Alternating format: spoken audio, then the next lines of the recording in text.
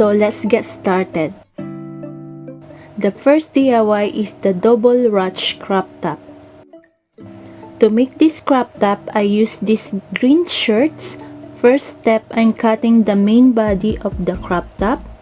From the end of the t-shirt, I go up 40 cm, which is the length from upper breast to belly bottom, and add 10 cm for the gathered effects.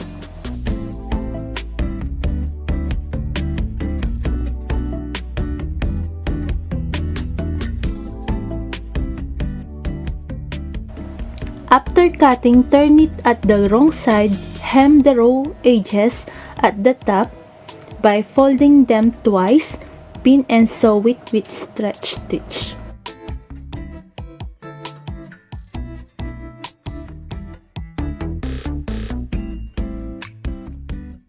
Next, I'm going to measure how long I want my fabric hole to be. Mine is 34 cm. So from the leftover fabric, we're going to cut two rectangles with 34 cm length and 6 cm width.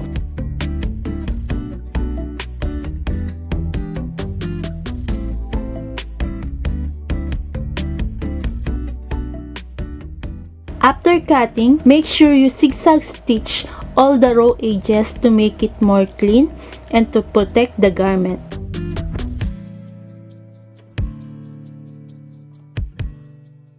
Now I'm going to draw a straight line from the wrong side of my crop top to know where I put the two rectangles we made earlier. Now you just need to arrange and pin the two fabric hole we made earlier onto the crop top. After that, I'm going to draw a straight line in the middle for each fabric hole. Now sew the two sides and the middle of the two rectangles to make the fabric hole.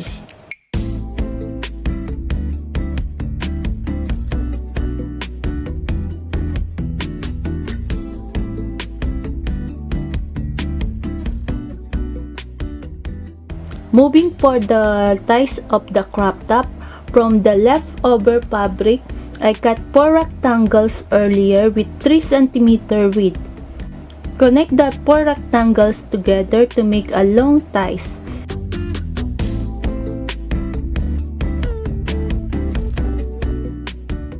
I'm going to make 2 ties, so do the same thing for the second ties.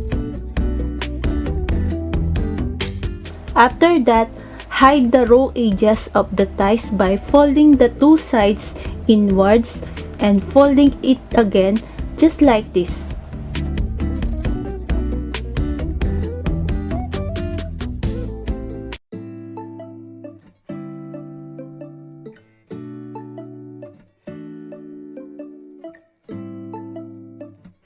Now we have the two ties. We're going to search the center point of the ties by folding them in half. Grab the crop top and at the back of the crop top, mark where you want your ties to be fixed. And on that mark, fix the two ties at that mark. Pin and sew them in place.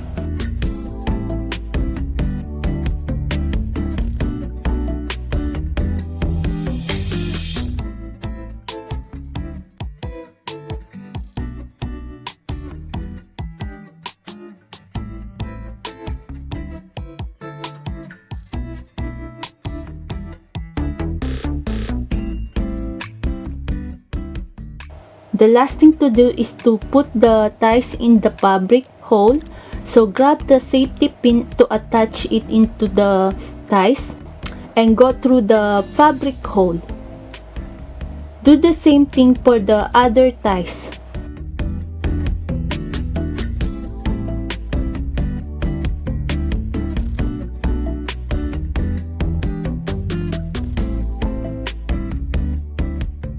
And we're finished! So here's the first DIY crop top we made.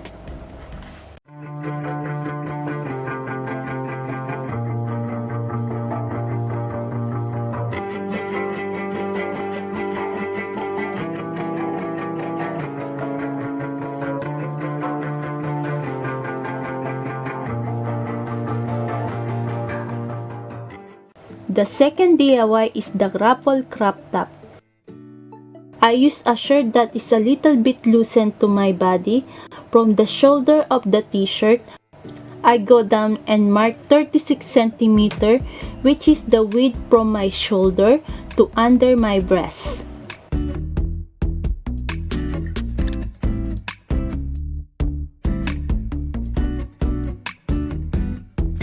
From the leftover fabric of the shirt, I unsewn the bottom hem to have more fabric to use. Then I measure the total of the leftover fabric, which is 36 cm. So I divide the fabric by 2 and I got 18 cm.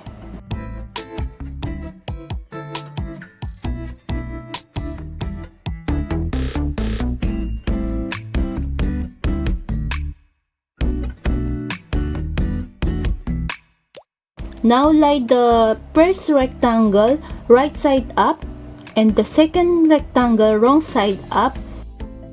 Pin and sew the two sides.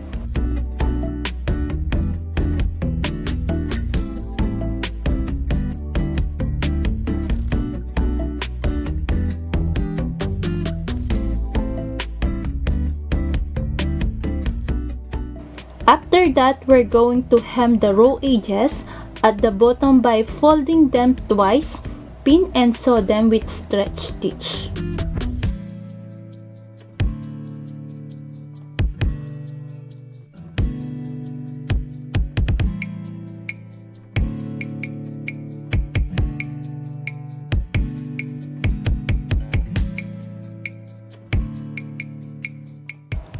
Now at the top of the fabric, we're going to create some gutters. To create some gutters, you can easily do this by hands by making very long stitches across the top of the rectangle.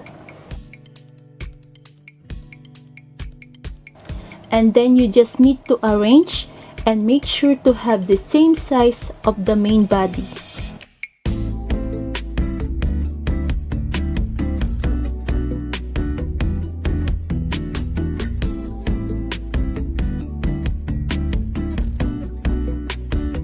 And when it's all fine, attach the two together.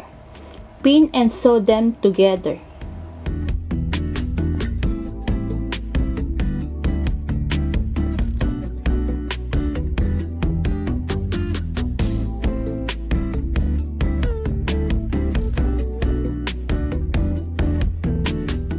And here's the second DIY.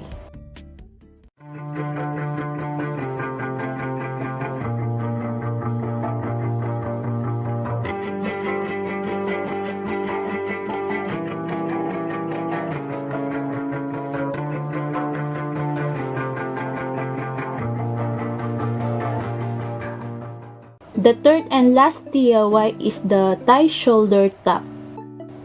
I use this blue large size shirt. So from the bottom of the shirt, I go up 35 cm, which is the length from upper the breast to belly bottom, and add 5 cm for the casing of the elastic band.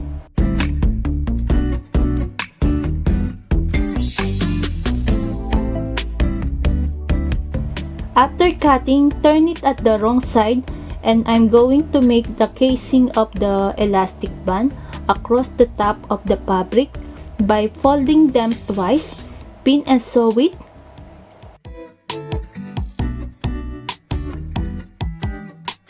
And don't forget to leave an unsewn space for the elastic band to go through.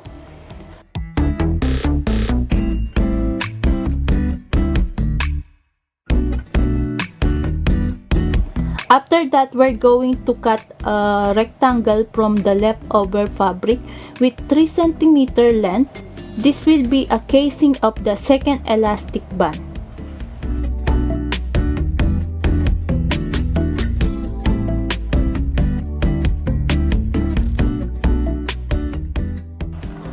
And don't forget to zigzag stitch all the raw edges to make it more clean and to protect the garment.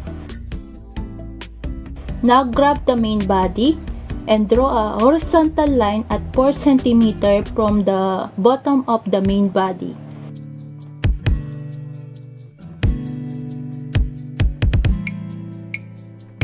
Then take the long rectangle we made earlier and align it to that line. Pin and sew it all around, but don't forget to leave an unsewn space for the elastic band to go through.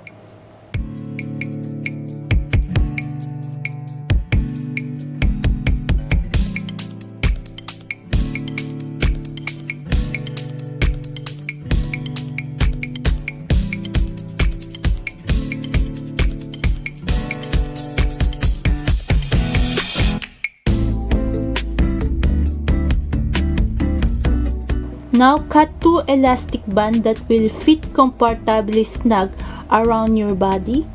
Then just attach a safety pin at the end of the elastic band and place it inside the unsewn space we made earlier. Once it's all free, just lay the 2 ends of the elastic on the top of each other and sew them into the place. After that, sew up the opening.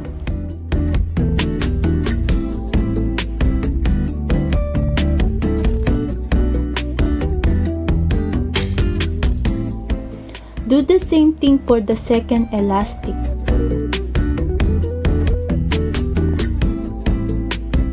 Next, I made 4 rectangles with 50 cm length and 3 cm width. They will be the ties for the crop top. Fold them in half, right side facing together, just like this.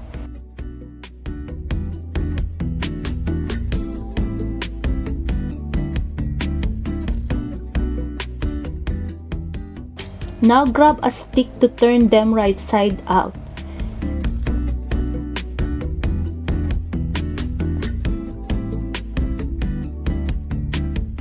And the last thing to do is to attach the ties on the crop top.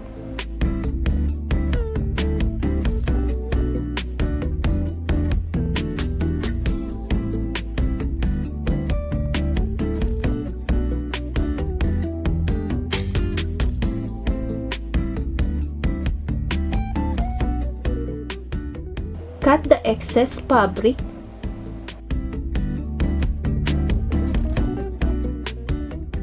and we're finished. And here's the third and last DIY.